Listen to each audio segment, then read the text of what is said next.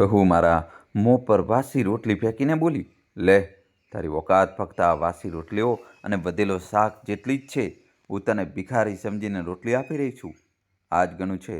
મેં પાસે ઊભેલા મારા દીકરા તરફ આશાભરી નજરે જોયું કે કંઈક બોલશે, પણ તે બહેરો હોવાની સાથે સાથે એટલો આંધળો પણ થઈ ગયો કે તેણે મને ઘરની બહાર ધક્કો મારીને કાઢી મૂકી. પરંતુ હવે વારો મારો હતો. ઘરના ચારેય ખૂણામાં સન્નાટો તો પ્રસરેલો હતો, પરંતુ રાજેશ્વરીજીના દિલની અંદર દુઃખોનો ઘોઘાટ મચેલો હતો. 65 વર્ષની ઢળતી ઉંમરના કારણે તેમના શરીરમાં હવે પહેલાં જેવી તાકાત બચી નહોતી. સવારના પહેલા કિરણની સાથે જ્યારે તેઓ રસોડામાં ચા બનાવવા પહોંચ્યા, તો તેમના હાથ ધ્રુજી રહ્યા હતા. ખરેખર તો વધતી ઉંમરની નબળાઈ કરતાં ક્યાંય વધુ તેમને તેમની બહુ નિધિના કડવા સ્વભાવે ખોખલા કરી દીધા હતા. તે દરેક પળે તેમને પોતાની વાતોથી છલની કરતી રહેતી હતી. રાજેશ્વરીજી હજુ ચા કપમાં ગાળી જ રહ્યા હતા કે અચાનક ભારે પગલાંનો અવાજ સંભળાયો.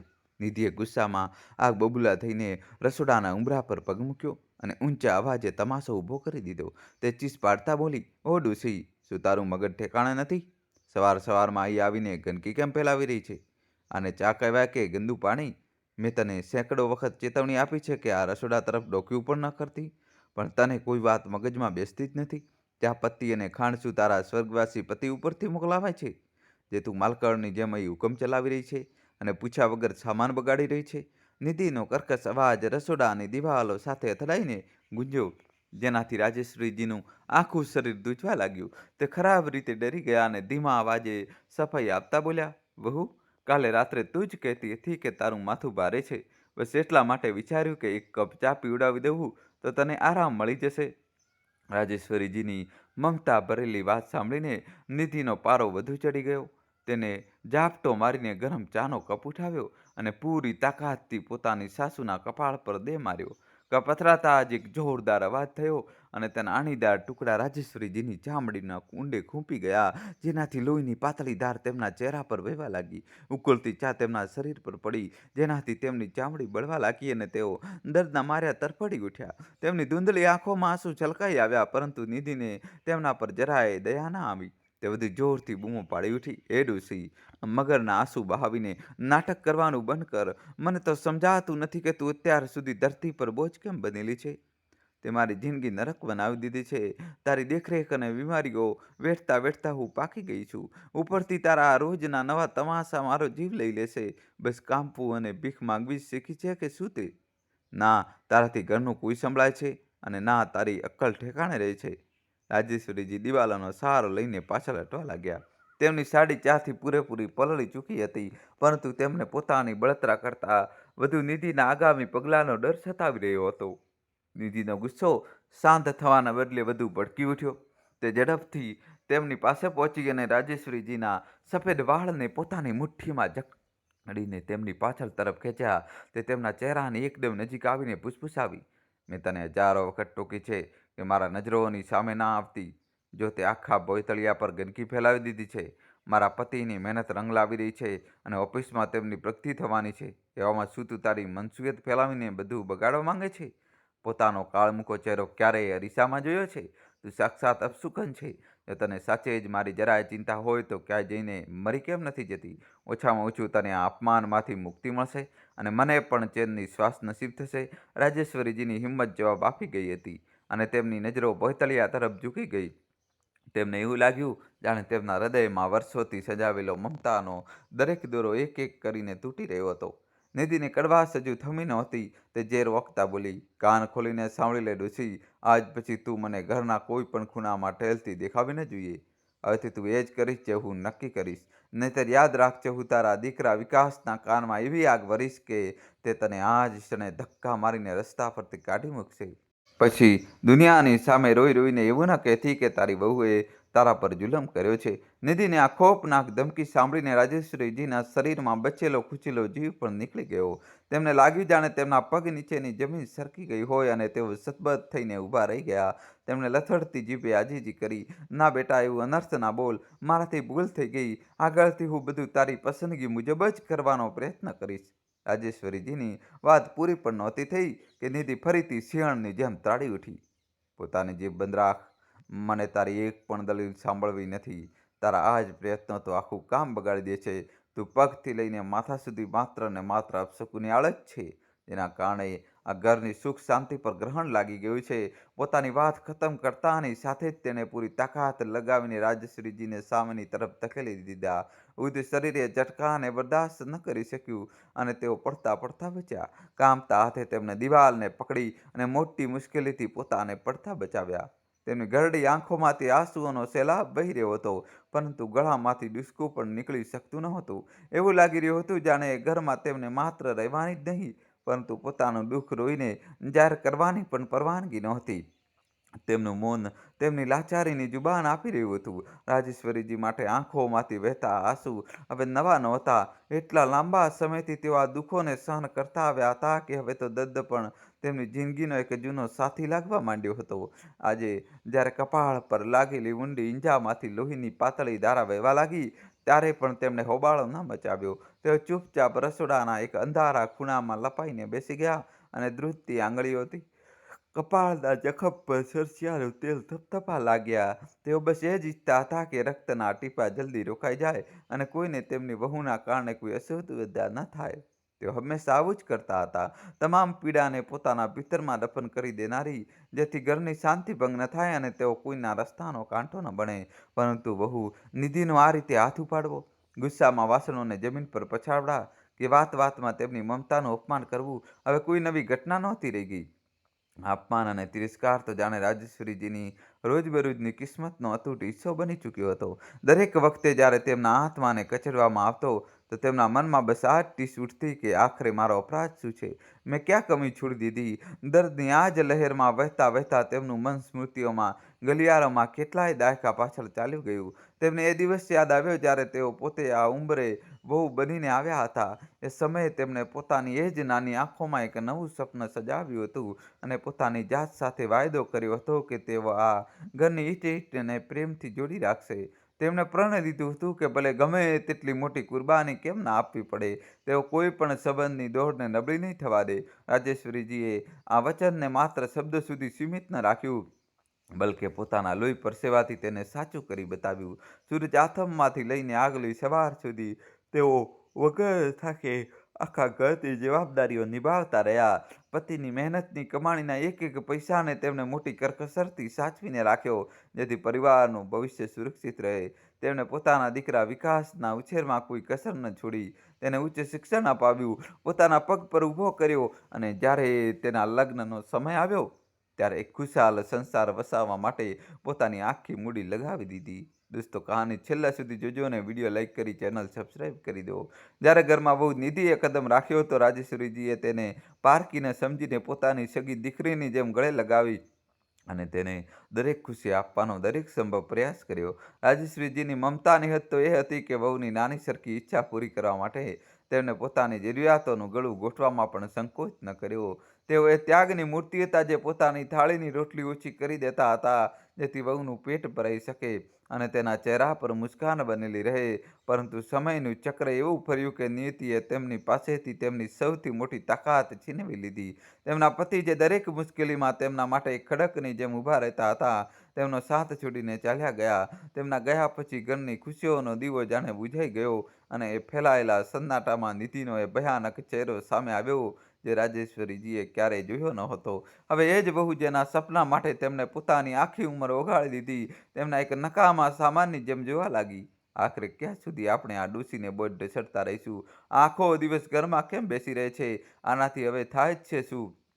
કડવી વાતો હવે દરેક સવારે તેમના કાનમાં ઝેર દોડવા લાગી હતી. રાજેશ્વરીજી બસ એ જ વિચારી રહ્યા હતા કે જે ઘરના પાયાને તેમણે પોતાના ત્યાગ અને પ્રેમથી સિંચ્યો, આજે એ જ ઘરમાં તેઓ આટલા પારકા અને અણગમતા કેવી રીતે થઈ ગયા? રાજેશ્વરીજીનું અસ્તિત્વ હવે એક એવા મૂંઝવતા પ્રશ્નમાં ફેરવાઈ ગયું હતું કે જે કોઈ ઉત્તર તેમને મળી રહ્યો નહોતો. તેમના મનમાં વારંવાર એ જ વિચાર ઝબકતો કે શું કોઈનું માત્ર જીવિત રહેવું જ એટલા મોટો અપરાધ હોઈ શકે કે તેના હોવા માત્રથી બીજાને કષ્ટ થવા લાગે? દિવસ પર તેઓ પોતાના શારીરિક અને માનસિક જખમોની તડપમાં સુધબુધ ગુમાવીને એક ખૂણામાં પડેલા રહ્યા અને ન જાણે ક્યારે માનસિક થાકના કારણે તેમની આંખ મળી ગઈ. સાંજ ઢળતા જ જ્યારે ઘરમાં હલચલ થઈ તો કોઈ આહટની તેમની ઊંઘ ખુલી. ભૂખના માર્યા તેમના પેટમાં મરોડ આવી રહ્યા હતા અને શરીર પૂરેપૂરું તૂટી ચૂક્યું હતું. તે મોટી મુશ્કેલીથી સહારો લઈને રૂમની બહાર આવ્યા તો જોયું કે તેમનો દીકરો વિકાસ ટેબલ પર બેસીને મોટા ચાવથી ભોજન કરી રહ્યો છે. જેવી ઉંબરા પર ઊભેલા રાજેશ્વરીજી પર નિધિની નજર પડી, તેની આંખોમાં એ જ જૂની નફરત અને ઈર્ષાની આગ દેખી ઉઠી. તે તિરસ્કારથી ફરી અને ઊંચા અવાજે કટાક્ષ કરતા બોલી, લો, આ મહારાણી ફરીથી પધારી ગયા. હવે મા હોવાનો ઢોંગ કરીને સહાનુભૂતિ બટોરવાનું નાટક શરૂ થશે. રાજેશ્વરીજીએ પોતાના લથડતા અવાજને સમેટ્યો અને ખૂબ જ વિનમ્રતાથી વિનંતી કરી, બેટા, મને બસ એક રોટલી આપી દે. ખાલી પેટે દવા નથી ખાઈ શકતી અને દવાનો સમય પણ વીતી રહ્યો છે. આ સાંભળતા જ નિધિનો ગુસ્સો સાતમા આસમાને પહોંચી ગયો. તે ઝેર ઓખતા ચીસી ઉઠી, દવા? અરે તું એકવાર મરીને અમને આ ઝંઝટમાંથી આઝાદ કેમ નથી કરી દેતી? દિવસભર તે મારી નાકમાં દમ કરીને રાખ્યો છે અને હવે રાત્રે મારો ચેન છીનવવા અને મારું ખાવાનું ઓછું કરવા ચાલી આવી છે. નિધિને આ ક્રૂર શબ્દો રાજેશ્વરીજીના કાળજાને ચીરી ગયા. આ દરમિયાન તેમનો દીકરો વિકાસ, જે ઓફિસનો થાક લઈને ઘરે પાછો ફર્યો હતો, પોતાની માતાની લાચારીથી બેખબર મોબાઈલ ફોનમાં ડૂબેલો હતો. નિધિએ જેવું તેની સામે ખાવાની થાળી સજાવી તે સ્મિત કરીને પ્રશંસા કરવા લાગ્યો, વાહ નિધિ, આજનું ખાવાનું લાજવાબ છે. બાકી આ ઘરમાં મારી ચિંતા કરવાવાળું ફક્ત તું જ છે. પોતાના સગા દીકરાના આ શબ્દો રાજેશ્વરીજીના કાનમાં ઓગળેલા શીશાની જેમ ઉતર્યા. તેઓ આશાભરી નજરોથી તેની તરફ જોઈ રહ્યા હતા કે કદાચ તે એકવાર માથું ઊંચું કરીને તેમની તરફ જોશે. શું તે કપાળ પરના ઘા, લોહી અને સૂજી ગયેલી આંખોને જોઈ શકશે? પણ વિકાસે એકવાર પણ તેમની તરફ નજર ઉઠાવી યોગ્ય ન સમજી, બલકે પત્નીની હામાં હા મિલાવવા રૂખાપણાથી બોલ્યો, નિધિ, અને જલ્દીથી કંઈક ખાવાનું આપીને રૂમમાં મોકલો. મને ઘરમાં આ ટીક અને ઘોઘાટ બિલકુલ પસંદ નથી. મને શાંતિ જોઈએ. વિકાસની બેરુખી જોઈ નિધિનો ચહેરો જીતની ખુશીથી ચમકી ઉઠ્યો. તે દબે પગે રાજેશ્વરીજીની પાસે આવી અને તેમના કાનમાં ફૂસફૂસાવતા બેહદ ઝેરીલા લહેજામાં બોલી, સાંભળ્યું તે? હવે તો તારા લાડલાએ પણ સાફ કહી દીધું છે કે તું એ અણગમતી છે. કેટલી વાર સમજાવું કે પોતાની મનહૂસિયત લઈને રૂમમાં જ પડી રહે કર. તારી હાજરીથી આખા ઘરમાં દુર્ગંધ ફેલાઈ જાય છે. એ પળે રાજેશ્વરીજીનું દિલ એટલી ખરાબ રીતે તૂટ્યું કે તેમને લાગ્યું જાણે તેમના શ્વાસ હવે થમી જશે. સાંજની ધૂંધળી રોશનીમાં તેમના ચહેરાની કરચલીઓ અને તેમની લાચારી વધુ સાફ ઝળહળી રહી હતી. તેમણે કાંપતા હાથે થાળી તરફ ઇશારો કરતા કહ્યું, હું બસ મારી રોટલી લઈને ચૂપચાપ ચાલી જઈશ. તને હેરાન નહીં કરવું. પણ નિધિનો કહેર હજુ થમ્યો નહોતો. તેને જોયું ન જોયું અને થાળીને જોરથી ધક્કો મારી દીધો, જેનાથી રોટલી ગંદા ભોંયતળિયા પર જઈ પડી. તે ચિલ્લાઈને ધમકી આપવા લાગી, જ્યાં સુધી મારી પરવાનગી ન હોય ત્યાં સુધી કદમ ન રાખતી અને ના જ કંઈ ખાવાનું વિચારતી. હવે ચૂપચાપ અહીંથી દફા થઈ જા, નહીંતર આ વખતે માર આનાથી પણ વધુ ખરાબ પડશે. આ બધું તેમની આંખોની સામે થઈ રહ્યું હતું, પણ પાસે જ સોફા પર બેઠેલો તેમનો દીકરો વિકાસ તસ્તી મસ્ત ન થયો. તેણે ના તો પોતાની પત્નીની બદતમીજીને રોકી અને ના પોતાની માતાના આંસુઓની કદર કરી. તે નિર્દયતાથી પોતાનું ભોજન કરતો રહ્યો, માનો ત્યાં તેની માતા નહીં પરંતુ કોઈ બેજાન અને ફાલતુ વસ્તુ ઊભી હોય. રાજેશ્વરીજીના ભીતરમાં જાણે દુઃખોનું કોઈ જ્વાળામુખી ફાટી પડ્યો હોય, પરંતુ તેઓ માત્ર પોતાની નજરો ઝુકાવીને રહી ગયા. તેમને હજુ પણ લાચારીની હાલતમાં ત્યાં ઊભેલા જોઈ નિધિનો ગુસ્સો વધુ ભડકી ગયો. તેને ઝાપટો મારીને રાજેશ્વરીજીના કાંડાને મોટી બેરહમીથી જકડી લીધું. તે તેમને જાનવરોની જેમ ઘસેડતા અંધારા રૂમની તરફ લઈ ગઈ અને પૂરી તાકાતથી અંદરની તરફ ધકેલી દીધા. અંદર કદમ રાખતાની સાથે જ નિધિએ દરવાજો એટલી જોરથી પછાડ્યો કે તેની ગૂંજ આખા ઘરમાં સંભળાઈ. તે જોરદાર ધક્કાને કારણે રાજેશ્વરીજીનો ખભો સીધો દિવાલના અણીદાર ખૂણા સાથે જઈને અથડાયો, જેનાથી તેમના આખા શરીરમાં અસહ્ય લહેર દોડી ગઈ. તે હજી તે ઈજાની કસક અનુભવી જ રહી હતી કે અચાનક નિધિનો ભારે હાથ તેના ગાલ પર પૂરી તાકાતથી પડ્યો. તે ચીસ પાડતા બોલી, તને આખરે જોઈએ છે શું? શું તું ઈચ્છે છે કે તારો દીકરો પોતાની થાળી છોડીને તારા પર દયા ખાય? અથવા પછી તું મારી સામે આ ઢોંગ કરીને મને બધાની નજરમાં ખરાબ સાબિત કરવા માંગે છે? એટલું કહીને નિધિ રોકાઈ નહીં. તેણે દર્દથી તડપતી રાજેશ્વરીજીની હડપચી દાઢીને પોતાની આંગળીઓથી મજબૂત રીતે પકડીને ઉપરની તરફ ઝટકાવી દીધી. તે તેમની આંખોમાં આંખો પરોવીને બોલી, તારી આટલી હિંમત કેવી રીતે વધી ગઈ કે તું પોતાની મર્યાદા ભૂલીને રૂમની ઉંબરો પાર કરી ગઈ અને ખાવાનું માંગવાની હિંમત કરી? શું ગડપણમાં તારી અક્કલ પૂરી રીતે ઘાસ ચરવા ચાલી ગઈ છે? સાચું તો એ છે કે હવે તારી જિંદગીના દિવસો પૂરા થઈ ચૂક્યા છે. તું બસ મોતની રાહ જો. તારી હેસિયત આ ઘરમાં માત્ર તે વાસી રોટલીઓ અને વધેલા શાકના એઠા પાણી જેટલી જ રહી ગઈ છે. આ પણ હું તને કોઈ લાચાર ભિખારીની જેમ ખેરાતમાં દાનમાં આપી દઉં છું. નહીંતર તારા નસીબમાં તો કદાચ આટલું પણ ના હોવું જોઈએ. મારી દરિયાદિલીનો શુક્ર મનાવ કે તને 2 કોળિયા મળી રહ્યા છે.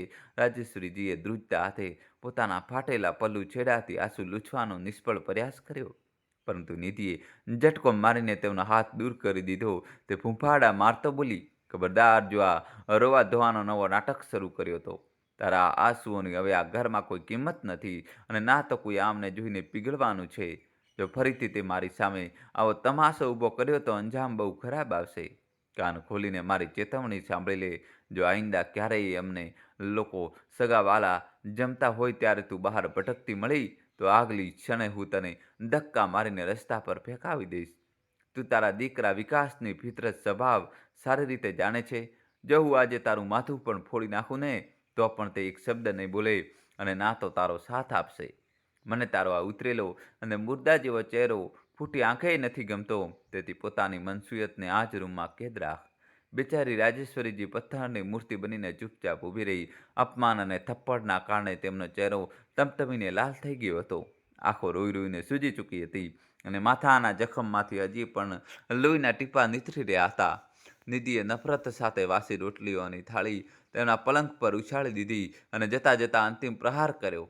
લે, પોતાની ઓકાત મુજબ આ કચરો ખાઈ લે અને યાદ રાખશે, દબાતા પગલે મારી પાછળ આવવાની કોશિશ પણ કરતી નહીં. જો મારા પતિ વિકાસે તને ફરીથી આસપાસ જોઈ તો એ જ થશે જે હંમેશા થાય છે. તે તારા પર એક નવો આરોપ લગાવશે અને મારી તરફથી અને નવી થપ્પડો ખાવા મળશે. એટલું કહીને તેણે ફરીથી દરવાજો જોરથી પછાડ્યો અને રાજેશ્વરીજીને તેમની લાચારીને અંધારા સાથે એકલા છોડીને બહાર નીકળી ગઈ. અંધારા રૂમની અંદર હવે માત્ર એક શાંત સન્નાટો પસરી ગયો હતો, જે રાજેશ્વરીજીની દુષ્કાને પોતાનામાં સમાવવાનો પ્રયાસ કરી રહ્યો હતો. તેમના ધ્રુજતા હાથે જ્યારે પલંગ પર પડેલી થાળીને અડકવાનો પ્રયત્ન કર્યો તો સૂકી અને વાસી રોટલીનો એક ટુકડો તેમના હાથમાં જ વિખરાઈ ગયો. પરંતુ તે રોટલી કરતાં ક્યાંય બધું ખરાબ હાલત તેમના અંતર્મનની હતી, જે નિધિના પ્રહારોથી પહેલાં જ હજારો ટુકડાઓમાં તૂટીને વિખરાઈ ચૂક્યું હતું. તેમણે એક લાંબો અને ઠંડો શ્વાસ લીધો અને ભરાયેલા અવાજે ગણગણતા પોતાની જાતને સવાલ કર્યો, શું આ જ દિવસ માટે મેં મારી આખી જુવાની આ ઘરની સુખ સુવિધાઓ માટે બલિ ચડાવી દીધી હતી? તે રાતોનું શું, જ્યારે હું બધાની સેવામાં પોતાની ઊંઘ ભૂલી જતી હતી? મેં પેટ કાપીને મારા દીકરા વિકાસને આ કાબિલ બનાવ્યો કે તે માથું ઊંચું કરીને જીવી શકે. પતિના દરેક સુખ દુઃખમાં તેમની ઢાલ બનીને સાથે ઊભી રહી અને આ બહુ નિધિને પોતાની પલકો પર બેસાડીને આ ઘરની લક્ષ્મી માનીને લાવી હતી. શું પોતાનાઓને અથાગ પ્રેમ કરવો એ જ આજે મારો સૌથી મોટો પાપ બની ગયો છે, જેની સજા મને આ રીતે મળી રહી છે? માથાના ઘા પર તેમણે સરસવનું તેલ તો લગાવી લીધું હતું, પરંતુ ઈજા એટલી ઊંડી હતી કે રક્તના લાલ ટીપાં હજી પણ રોકાવાનું નામ નહોતા લઈ રહ્યા. જો કે તે ટીપા કરતાંય વધુ વેદના તેમના ભીતર વહી રહેલા આંસુઓના સમંદરમાં હતી, જેને જોનારાઓ હવે તે ઘરમાં કોઈ બચ્યો ન હતો. તે 4 દિવાલોની અંદર હવે કોઈ શબ્દ સંભળાઈ નહોતો રહ્યો. બસ એક પણ સાંભળેલો મર્મસ્પર્શી અવાજ ચારે તરફ ગુંજી રહ્યો હતો. એક એવી માતાના તૂટેલા દિલના ધબકારા જેને તેના જ આંગણામાં પરાઈ કરી દેવામાં આવી હતી. તેમને લાગી રહ્યું હતું જાણે તેમના ત્યાગની ઇમારત કડક ભૂસ થઈને પડી ગઈ છે અને તે તેના કાટમાળમાં દબાયેલી છે. પોતાના આખરી શ્વાસ ગણી રહી છે. રૂમનો દરેક ખૂણો તેમની લાચારીનો સાક્ષી બનીને ઊભો હતો, પરંતુ તેમના પોતાના જ લોહીએ ચૂપકી સાધી લીધી હતી. પરોઢનું પહેલું કિરણ બારીમાંથી અંદર ડોકિયું કરી રહ્યું હતું, પરંતુ રાજેશ્વરીજી માટે આ ઉજાસ કોઈ નવી આશાનો સંકેત નહોતો. તેમના માટે તો અપમાન અને અનંત પીડાના વધુ એક લાંબી દિવસની શરૂઆત હતી. આખી રાત આંખોમાં જ વીતી હતી. ક્યારેય મનની કસક તેમને સૂવા ન દેતી, તો ક્યારેક માથાનો ઊંડો જખમ રહી રહીને ખસકવા લાગતો. પલંગના ખૂણામાં તે વાસી રોટલીનો ટુકડો આજે પણ તે જ પડ્યો હતો, જેવો ગઈકાલે રાત્રે વહુ નિધિએ તિરસ્કાર સાથે ફેંક્યો હતો. રાજેશ્વરીજીએ એક ઠંડો નિશાસો નાખ્યો અને ભારે શરીરને ઢસડતા ઊભા થવાનો પ્રયત્ન કર્યો.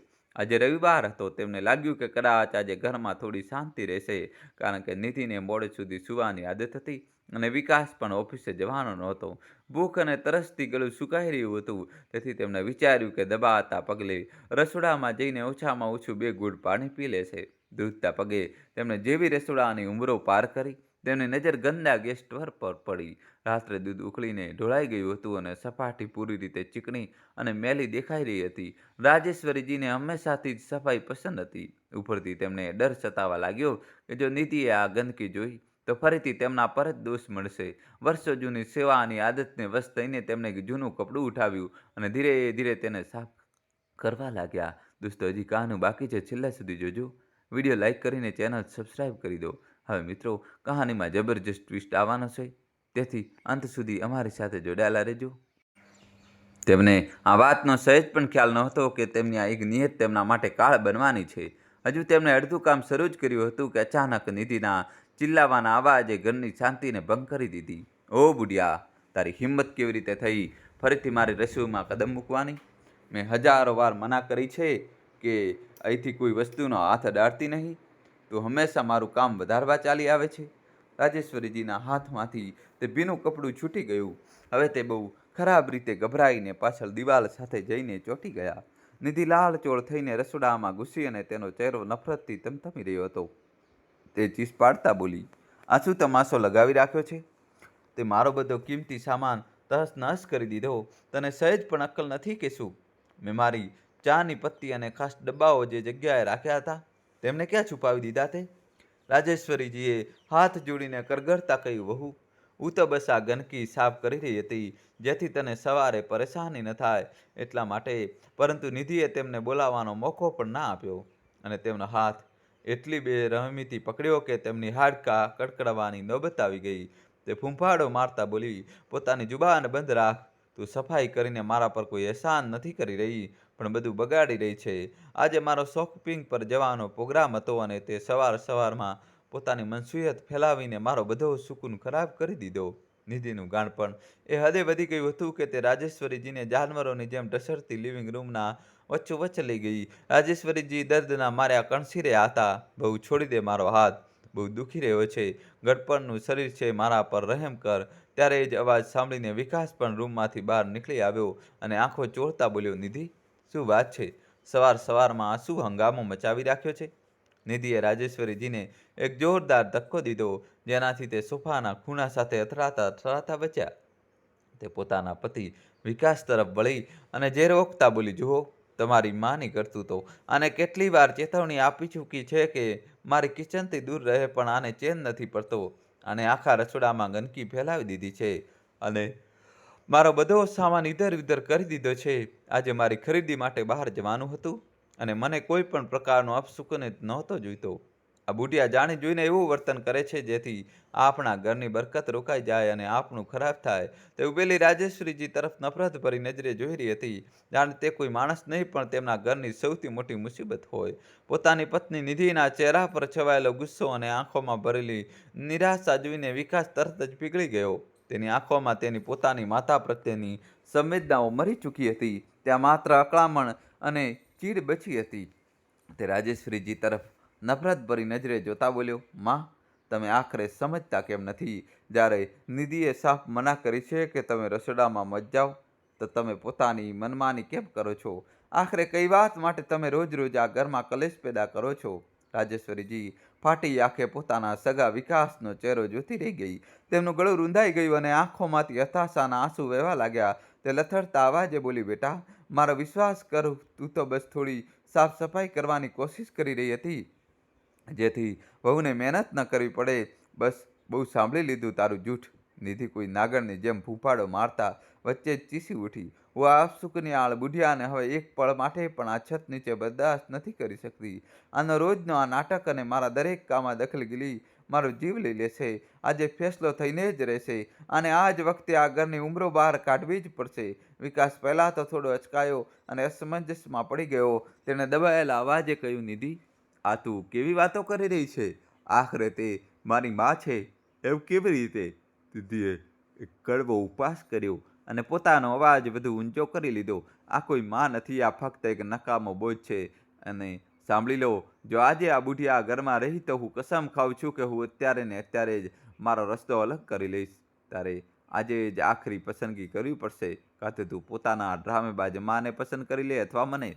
વિકાસ ભયંકર દ્વિધામાં ફસાઈ ગયો, પરંતુ તેની વફાદારી પોતાની પત્ની નિધિ પ્રત્યે ક્યાંય વધુ ઊંડી હતી.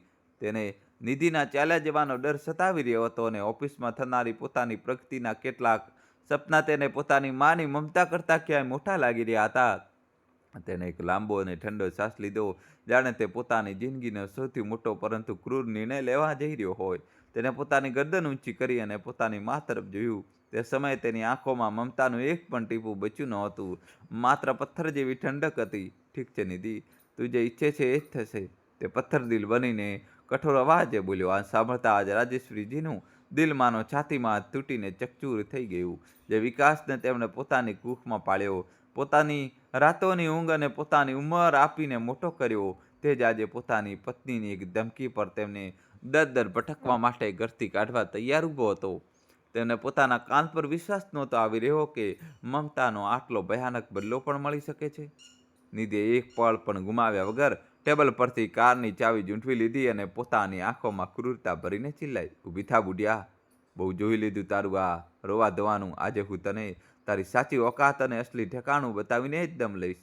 રાજેશ્વરીજી હક્કા બક્કા રહીને વિકાસનો ચહેરો તાકતી રહી, પરંતુ તે પૂતળું બનીને ચૂપચાપ ઊભો રહ્યો, જાણે તેની સામે તેની માં નહીં પણ કોઈ અજાણ્યાને બહાર કાઢવામાં આવી રહ્યો હોય. નિધિએ રાજેશ્વરીજીનું નબળું કાઢું પકડ્યું અને તેમની નિર્દયતાથી ખેંચવા લાગી. આ વખતે તેના સ્પર્શમાં ના તો કોઈ મર્યાદા હતી અને ના તો કોઈ હિચકિચાહટ, બસ એક રાક્ષસી ક્રોધ હતો.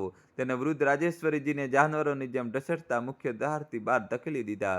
તેમનું અશક્ત અને ધ્રુજતું શરીર આઘાતને ઝીલી નહોતું શકતું અને તેમનો સહારો આપનારું ત્યાં કોઈ નહોતું.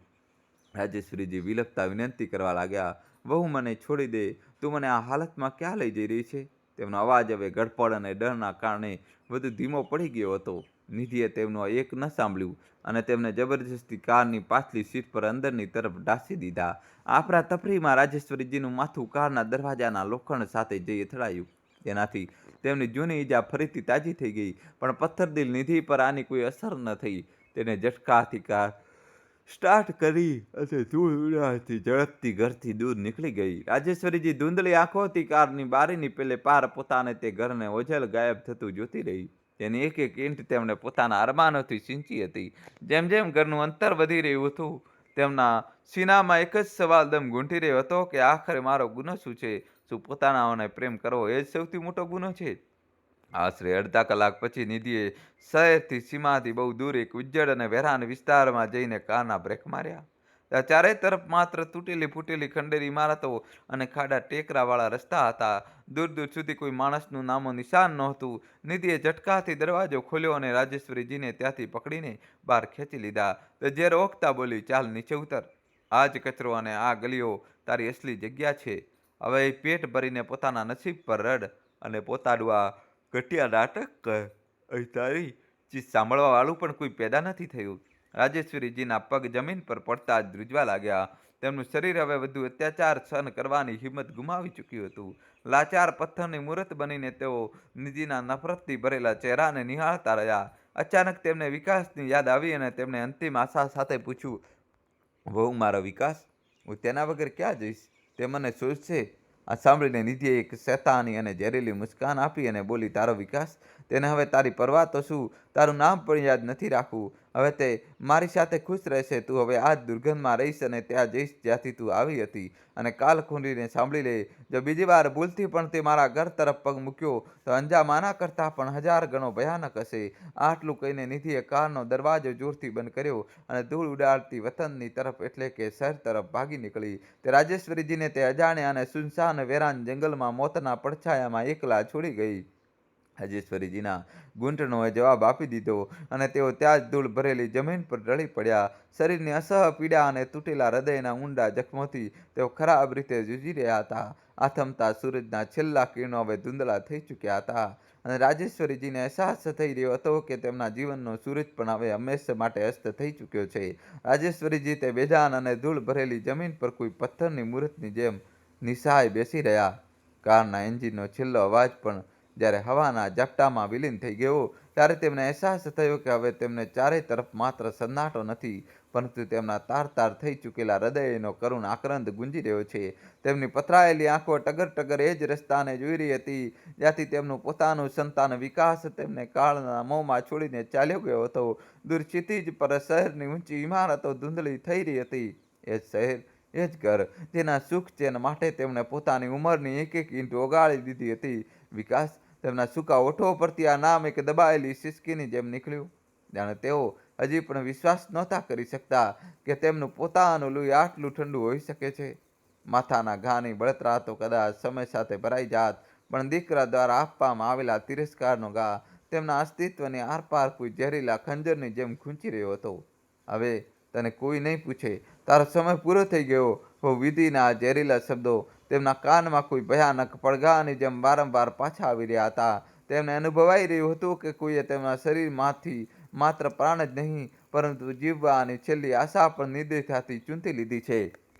જે મમતા અને ત્યાગની દિવાલને તેમને 65 વર્ષ સુધી પોતાના લોહી પરસેવાથી સિંચી હતી, આજે એ જ દિવાલે તૂટીને તેમને કાટમાળની જેમ બહાર ફેંકી દીધા હતા. રાજેશ્વરીજીએ પોતાના ધ્રુજતા હાથો તરફ જોયું. આ એ જ હાથ હતા જેમણે વિકાસની નાની આંગળીઓ પકડીને તેને ચાલતા શીખ્યું હતું, જે તેની દરેક નાની બીમારીઓમાં રાતભર તેના ઓશિકા પાસે જાગતા રહ્યા હતા, અને જેણે તેની દરેક સફળતા માટે પોતાની દરેક ઈચ્છાઓની કુરબાની આપી હતી. આજે એ જ હાથ સંપૂર્ણપણે ખાલી હતા અને તેમાં માત્ર લાચારીની રેખાઓ બચેલી હતી. તેમણે ફરી એકવાર ઊભા થવાનો પ્રયત્ન કર્યો, પરંતુ તેમના પગના સ્નાયુઓએ જાણે સાથ છોડી દીધો હતો.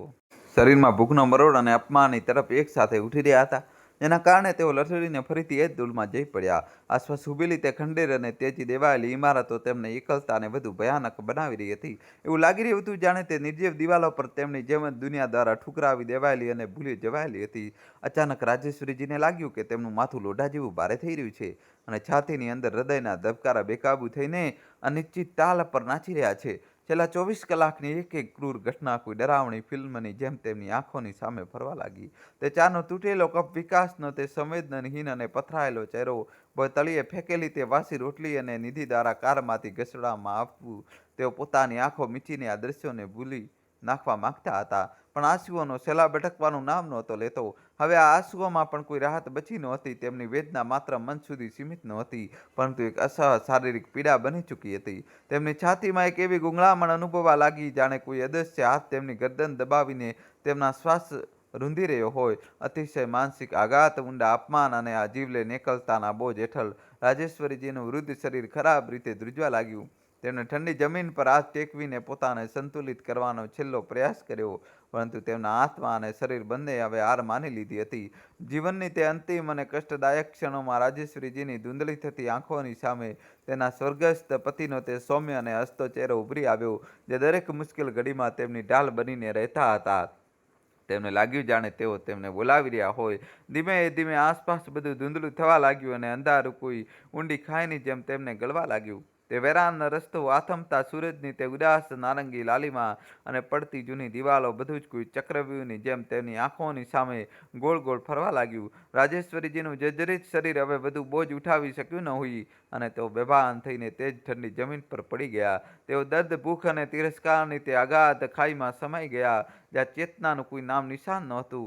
તે નિર્જન જગ્યા પર જ્યાં માનવતાનો એક અંશ પણ બાકી નહોતો. રાજેશ્વરીજી અચેત અવસ્થામાં પડ્યા રહ્યા. તેમના શરીર પર ધૂળની ચાદર જામી ગઈ હતી, અને માથામાંથી વહેતું તે પવિત્ર લોહી ધૂળમાં મળીને એક સમીટ નિશાન છોડી ગયું હતું. તેઓ તે એકાંતમાં કોઈ પણ સહારાની આશા ગુમાવીને મોત જેવી એક ભયાનક અને ઠંડી ખામોશીના ખોળામાં ડૂબી ગયા. બીજા દિવસની સાંજ જ્યારે થઈ, ત્યારે નિધિ પોતાની બેનપણીઓ સાથે ગપ્પા મારીને ઘરે પાછી ફરી, પરંતુ તેના ચહેરાનો રંગ ઉડેલો હતો, અને ત્યાં માત્ર ગુસ્સાની જ્વાળા સળગી રહી હતી. ઓફિસમાંથી પ્રમોશનના સમાચાર આવી ચૂક્યા હતા, અને તેનો પતિ વિકાસ આજે પણ પોતાની જૂની ખુરશી પર જ અટકી ગયો હતો. આકળા મનમાં તેણે પોતાનું કિંમતી હેન્ડબેગ સોફા પર ફટકાર્યું, અને પાગલોની જેમ ચીસ પાડવા લાગી. ન થયું પ્રમોશન? મારું આખું સપનું ધૂળમાં મળી ગયું. મેં તો પહેલાં જ ચેતવણી આપી હતી કે તે ડોશી અપશુકનિયાળ છે. ગઈકાલે સવારે તેણે રસોડામાં પોતાનો અપશુકનિયાળ પગ મૂક્યો, અને જુઓ, તેનો પડછાયો પડતાં જ બધું તહેસ નહેસ થઈ ગયું. વિકાસ, જે છેલ્લા 24 કલાકથી પોતાની માતાને લાવારીસ છોડી આવવાનો અપરાધ ભાવ પોતાના ભીતરમાં ગમે તેમ કરીને દબાવી બેઠો હતો, હવે બધું બરદાસ્ત ન કરી શક્યો. તે ફાટેલા અવાજે ચિલ્લાયો, માના કારણે મારું પ્રમોશન નથી અટક્યું. નિધિ, તું દરેક વાતમાં આટલી નફરત અને નકારાત્મક કેમ ભરી દે છે? કદાચ મારી પોતાની કાબિલિયતમાં જ કોઈ ખામી રહી હશે. માને વચ્ચે ન લાવ. તારી જીભ બંધ રાખ. નિધિ નાગરની જેમ પલટીને ફૂફાડો મારી ઉઠી. ખામી તારી મહેનતમાં નથી, તારા તે ખાનદાનના લોહીમાં છે. તમારા પરિવારની આ ગરીબી અને અપશુકનને મારી સોનેરી જિંદગીને નરક બનાવી દીધી છે. મને પૂરો વિશ્વાસ છે કે તે ડોસી તે ખંડેરમાં બેઠી બેઠી આપણને કોસી રહી હશે અને શ્રાપ આપી રહી હશે. તેથી જ આજે આ ખરાબ દિવસો જોવો પડ્યો. દોસ્તો, કહાની છેલ્લા સુધી જોજો અને ચેનલ સબસ્ક્રાઈબ કરી દો. વિકાસ નિરાશ થઈને સોફામાં ગળી પડ્યો. તેને રહી રહીને તે સૂના રસ્તા પર પડેલી પોતાની એકલી બાની યાદ આવી રહી હતી. સવારથી તેના સીનામાં જે બેચેની ઉઠી રહી હતી તે હવે એક ભયાનક ચિરાડમાં બદલાઈ ગઈ હતી. તેને પહેલીવાર એ અહેસાસ થયો કે તેણે પોતાની સફળતાની લાલચમાં દુનિયાનું સૌથી મોટું પાપ કર્યું છે. હજી ઘરમાં આ કલેશ ચાલી જ રહ્યો હતો કે અચાનક મુખ્ય દરવાજા પર કોઈએ ખૂબ જોરથી દસ્તક દીધી. ગુસ્સામાં તલમેલી નિધિએ જેવો દરવાજો ખોલ્યો, સામેનું દ્રશ્ય જોઈને તેના પગ નીચેની જમીન સરકી ગઈ. સામે એક વરિષ્ઠ પોલીસ અધિકારી, 2 સિપાહી અને એક પ્રભાવશાળી વ્યક્તિત્વ ધરાવતી મહિલા ઊભા હતા. પોલીસ અધિકારીએ પોતાના ભારે અને કડક અવાજમાં સવાલો કર્યા. શું વિકાસ શર્માનું ઘર આ જ છે? વિકાસ ગભરાતા આગળ આવ્યો અને બોલ્યો, જી, હું જ વિકાસ છું. શું વાત છે? આપ લોકો અહીં આ સમયે? અધિકારીએ તેની આંખોમાં આંખો પરવીને કહ્યું, તમારી માતા શ્રીમતી રાજેશ્વરીજી શહેરની બહાર એક અત્યંત દયનીય અને મરણાસન્ન સ્થિતિમાં મળ્યા છે. તેમને એક નિર્જન વિસ્તારમાં રેસ્ક્યુ કરવામાં આવ્યા છે. વરિષ્ઠ નાગરિક અધિકાર અને કલ્યાણ અધિનિયમ હેઠળ વડીલોને આ રીતે પ્રતાડિત કરવા અને છોડી દેવા એ એક બિનજામીનપાત્ર અને ગંભીર ગુનો છે. તમારે અત્યારે જ અમારી સાથે આવવું પડશે. આ સાંભળતા જ નિધિ અને વિકાસના ચહેરાનું લોહી ઉડી ગયું. નિધિએ તરત જ પોતાનો બચાવ કરતા જૂઠું બોલવાનો પ્રયત્ન કર્યો. સર, તમે ખોટું સમજી રહ્યા છો. અમે કંઈ નથી કર્યું. તેઓ તો પોતાની મરજીથી ચૂપ થઈ જાઓ મેડમ. અધિકારીએ તેને ધમકાવતા શાંત કરી દીધા. સાથે ઊભેલી મહિલા જે એક મોટી સામાજિક સંસ્થાની સંચાલિકા હતી, તેમણે નિધિ તરફ ધૃણાથી જોતા કહ્યું, રાજેશ્વરીજીના માથા પર ઊંડા જખમ છે અને તેના કપડા પર જાડા સુકાયેલા ડાઘ મળ્યા છે. તમે હોશમાં આવતા જ અમને એક ક્ષણની સચ્ચાઈ જણાવી દીધી છે. એક વૃદ્ધ મહિલાને આ લાચાર અવસ્થામાં મોતના મોંમાં છોડી દેવી એ માત્ર અમાનવીય કૃત્ય નથી, પરંતુ કાયદાની નજરમાં અક્ષમ્ય ગુનો છે. આપ બંને વિરુદ્ધ ઘરેલી હિંસા અને વડીલ ઉત્પીડનનો ગુનો નોંધાઈ ચૂક્યો છે. વિકાસ અને નિધિના ચહેરા હવે રાખ જેવા સફેદ પડી ચૂક્યા હતા. જે સમાજમાં તેઓ પોતાની ખોટી શાન અને ઇજ્જતનો ઢોંગ રચી રહ્યા હતા, આજે તેની જ સામે અપરાધી બનીને ઊભા હતા. તેમને હવે સમજાઈ રહ્યું હતું કે માની મમતાને ઠુકરાવી એ તેમના જીવનની સૌથી મોંઘી અને આત્મઘાતી ભૂલ હતી. પોલીસની હાજરીએ નિધિના અહંકારના છોતરા ઉડાવી દીધા હતા. વિકાસ પોતાની આંખોની સામે પોતાના પિતાની મહેનતથી ઊભી કરાયેલી આ ઘરની પ્રતિષ્ઠાને પત્તાના મહેલની જેમ ધરાશાયી થતી જોઈ રહ્યો હતો. તેને અહેસાસ થયો કે પ્રમોશન ન મળવું તે એક મામૂલી વાત હતી. અસલી તબાહી તો હવે તેને આંગણે આવીને ઊભી હતી. સર, પ્લીઝ મારી વાત સાંભળો. આ બસ એક ગેરસમજ છે.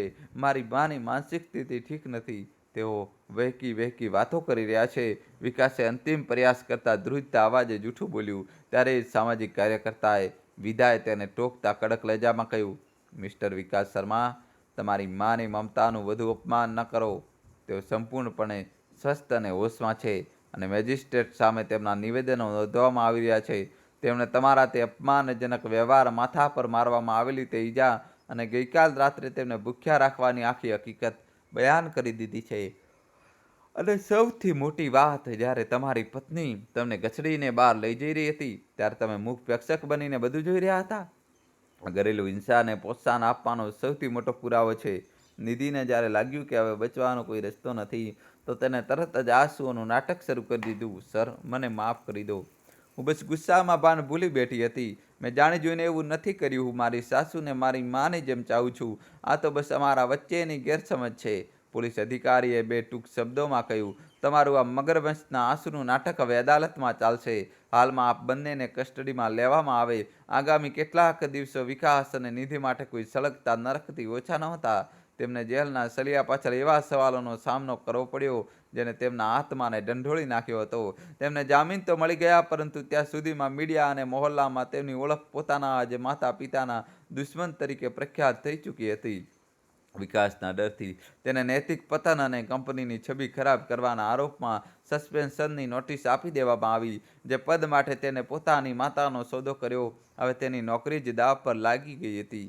નિધિની બહેનપણીઓ જેમની સામે તે પોતાની અમીરી દેખાડતી હતી, હવે તેને વૃદ્ધોની હત્યારી કહીને ધિક્કારવા લાગી. તેમનું સામાજિક વિશ્વ પૂરી રીતે વિખરાઈ ગયું. હવે આલિશાન ઘરમાં ચેન નહીં, પરંતુ એક એવો સન્નાટો હતો જે કરડવા દોડતો હતો.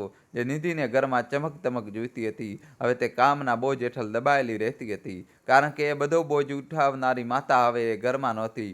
એક રાત્રે નિધિને અચાનક જોરદાર તાવ આવ્યો અને તે દર્દથી કણસવા લાગી. વિકાસ, જે ક્યારેય પોતાની માતાની સેવાને નકામું કામ સમજતો હતો, આજે રાત પર જાગીને પોતાની પત્નીને પાણી અને દવા આપતો રહ્યો. એ જ અંધારી રાત્રે તેને અચાનક બાળપણનું એ દ્રશ્ય યાદ આવ્યું, જ્યારે તે બીમાર પડતો હતો અને તેની માતા જોયા વગર, પલક ઝુકાવ્યા વિના રાતભર તેના કપાળ પર ઠંડા પાણીના પોતા પટ્ટીઓ રાખતી હતી. દોસ્તો, કહાની છેલ્લા સુધી જોજો, હવે નવો ટ્વિસ્ટ આવશે. વિડીયો લાઇક કરીને જલ્દીથી દોસ્તો તમારા ભાઈ માટે ચેનલને સબસ્ક્રાઈબ કરી દો. કહાનીમાં મિત્રો હવે જબરજસ્ત ટ્વિસ્ટ આવવાનો છે. અંત સુધી અમારી સાથે મિત્રો જોડાયેલા રહેજો. વિકાસે જ્યારે પથારી પર તડપતી નિધિને જોઈ તો તેને યાદ આવ્યું કે માતા પણ આ જ પ્રકારની જીવલેણ પીડામાં હતી. જ્યારે કપ તેના કપાળ પર લાગ્યો હતો અને તે સમયે પણ આ નિધિ તેમના પર દયા કરવાને બદલે બૂમો પાડી રહી હતી. આજે નિધિની બીમારીએ તેને ડરાવી દીધો હતો, પરંતુ માતાએ તો આટલી મોટી યાતના સહન કરીને પણ ક્યારેય શિષ્કારો ઉપસુદ્ધા કર્યો નહોતો. પહેલી વાર વિકાસે અરીસામાં પોતાનો પડછાયો જોયો તો તેને તેમાં એક સફળ મેનેજર નહીં, પરંતુ એક એવો ગુનેગાર દેખાયો જેને પોતાના જ હાથે પોતાના સ્વર્ગને આગ લગાવી દીધી હતી. તેને નિધિના વર્તનને તો ક્યારેય મનથી સ્વીકાર્યું નહોતું, પરંતુ પોતાની ચૂકીદીથી તેને જે અપરાધ કર્યો હતો તેનો પસ્તાવો હવે તેને આખી જિંદગી ચેનથી ઊંઘવા દેવાનો નહોતો. દોસ્તો, કહાની છેલ્લા સુધી જોજો અને ચેનલ સબસ્ક્રાઈબ કરી દો. બીજા દિવસની સવાર વિકાસ માટે પસ્તાવાની એક નવી તડપ લઈને આવી. તેને ધ્રુજતા હાથે વિદ્યાનો નંબર લગાવ્યો અને રૂંધાયેલા ગળે કહ્યું, મેડમ, હું મારી માતાના દર્શન કરવા માંગુ છું. મને મારી અને નિધિની નીચતાનો અહેસાસ થઈ ગયો છે. અમે બસ એકવાર તેમના ચરણોમાં પડીને માફી માંગવા માંગીએ છીએ. વિદ્યાના અવાજમાં કોઈ નરમાશ નહોતી. તેમણે સપાટ લહેજામાં જવાબ આપી દીધો, મિસ્ટર વિકાસ, રાજેશ્વરીજી હવે તમારા એ ઘરનો ભાગ નથી, અને સાચું કહું તો તેઓ હવે નરકના પડછાયાથી પણ દૂર રહેવા માંગે છે. તેઓ અમારા એ આશ્રમમાં ખૂબ જ શાંતિથી છે. જો તમારે પશ્ચાતાપ જ કરવો હોય તો કાનૂની પ્રક્રિયાનું પાલન કરો, કારણ કે તેઓ હવે તમારી માલિકીની મિલકત નથી. વિકાસ અને નિધિએ હાર ન માની અને પોતાની અંતિમ આશા લઈને એ વૃદ્ધાશ્રમ તરફ નીકળી પડ્યા. ત્યાં પહોંચતા જ તેમણે જોયું કે ત્યાંનું વાતાવરણ કોઈ મંદિર જેવું શાંત અને સુખદ હતું. તેમની નજર પોતાની માતા પર પડી, જેમને જોઈને તેઓ દંગ રહી ગયા. રાજેશ્વરીજીએ એક સ્વચ્છ અને વ્યવસ્થિત રીતે પહેરેલી સાડી ધારણ કરી હતી. તેમના કપાળ પર લાગેલો એ ઘા હવે ભરાઈ રહ્યો હતો અને ચહેરા પર ચિંતાનું એક પણ નિશાન નહોતું. તેઓ અન્ય કેટલીક વૃદ્ધ મહિલાઓ સાથે તડકામાં બેસીને ખડખડાટ હસીને વાતો કરી રહ્યા હતા. જેવી જ તેમની નજર વિકાસ અને નિધિ પર પડી, તેના ચહેરા પર ન તો ક્રોધની અંગરી ભડકી કે ન તો કોઈ નફરત ઉભરી. ત્યાં માત્ર એક ઊંડી અને તટસ્થ ઉદાસીનતા હતી, જાણે તેઓ કોઈ અજાણ્યા વ્યક્તિને જોઈ રહ્યા હોય. વિકાસ ચોદાર આંસુએ રડતા પોતાની માતાના ચરણોમાં પડી ગયો અને વિલાપ કરતા બોલ્યો, માં, મને ક્ષમા કરી દે. હું મારી મમતાનું મૂલ્ય ન સમજી શક્યો અને મારો આત્મા વેચી દીધો. હું જાણું છું કે મારા પાપ માફીને યોગ્ય નથી, પરંતુ તેમ છતાં એકવાર મારા ઘરે પાછા ચાલો. માં, હું મારી આખી ઉંમર તમારી ગુલામી અને સેવામાં વિતાવી દઈશ. નિધિ પણ પહેલી વાર દેખાડા વગર ઘૂંટણીએ બેસીને ડુસકા ભરી રહી હતી. તેને પોતાનું માન સન્માન, પોતાની કિટ્ટી પાર્ટીઓ, પોતાની આરામદાયક દુનિયા પૂરી રીતે ગુમાવી દીધી હતી. એટલા માટે તેના આંસુમાં આજે એક એવું કડવું સત્ય હતું. તે હાથ જોડીને વિનંતી કરવા લાગી, માં, હું લાલચ અને અહંકારમાં આંધળી થઈ ગઈ હતી. હું માનવતા ભૂલીને શૈતાન બની ગઈ હતી. મને એક તક આપો. ઉદાસી બનીને તમારી દરેક આજ્ઞાનું પાલન કરીશ. બસ એકવાર મને તમારા શરણમાં લઈ લો. રાજેશ્વરીજીએ ખૂબ જ સહજતાથી હાથ લંબાવીને પોતાના વિકાસના ખભાને સ્પર્શ કર્યો. તેમની આંખોમાં ખૂણામાં હળવી ભેજ ભીનાશ ઉભરી આવી, પણ તેમણે તરત જ તેને લૂછી નાખી. તેમણે ખૂબ જ શાંત અને સ્થિર અવાજમાં કહ્યું, બેટા, તમે બંને આજે અહીં તમારી ભૂલ સ્વીકારવા આવ્યા છો. આ જોઈને મારા કાળજાને ટાઢક વળી છે. તે મને જે ઘા આપ્યા છે, ઈશ્વરની કૃપાથી સમય તેમને પણ ભરી દેશે. પણ રાજેશ્વરીજીએ ઊંડો શ્વાસ લીધો અને તેમનો અવાજ ખડકની જેમ મજબૂત થઈ ગયો.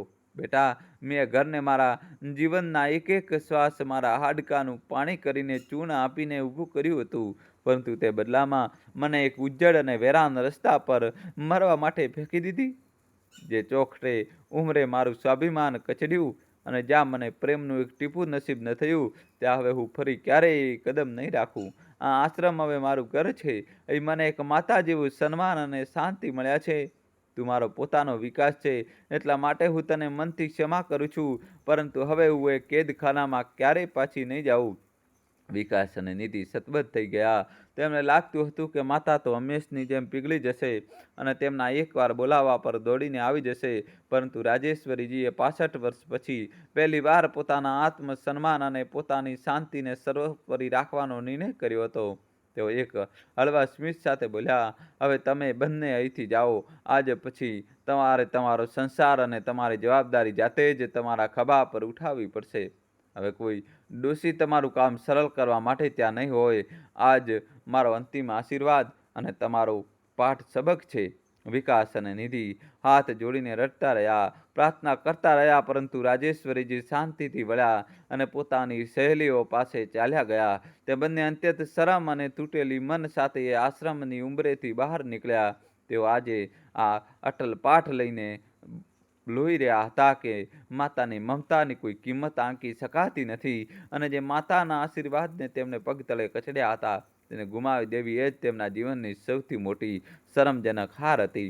હવે તેમની પાસે આલિશાન ઘર તો હતું, પણ એ ઘરનો આત્મા રૂહ હંમેશા માટે તેમની પાસેથી છીનવાઈ ગયો હતો. તો મિત્રો, શું રાજેશ્વરીજીનો અંતમાં પોતાના દીકરા સાથે પાછા ન જવાનો નિર્ણય સાચો હતો કે તેમણે એક માતા હોવાના નાતે તેને ફરીથી માફ કરીને ઘર ચાલ્યા જવું જોઈતું હતું? આ બાબતે તમારો શું અભિપ્રાય છે? કમેન્ટ કરીને જરૂર જણાવો. અને આ વાર્તા તમે ક્યાંથી જોઈ રહ્યા છો? પોતાનું અને પોતાના શહેરનું નામ અમને જરૂર લખી મોકલો. અને જો વાર્તા પસંદ આવી હોય તો ચેનલને સબસ્ક્રાઈબ અને વિડીયો લાઈક કરવાનું ભૂલશો નહીં. ફરી મળીશું એક નવી વાર્તા સાથે. અને દોસ્તો, કોમેન્ટમાં તમારા ગામનું નામ, તમારા શહેરનું નામ તો લખવું જ પડશે. જલ્દીથી લખી દો. વિડીયો લાઈક કરીને ચેનલને સબસ્ક્રાઈબ કરી દો અને તમારા મિત્રો સાથે અને ફેમિલીના ગ્રુપમાં આ વાર્તાને શેર કરો, તે બધાને શિખામણ મળે.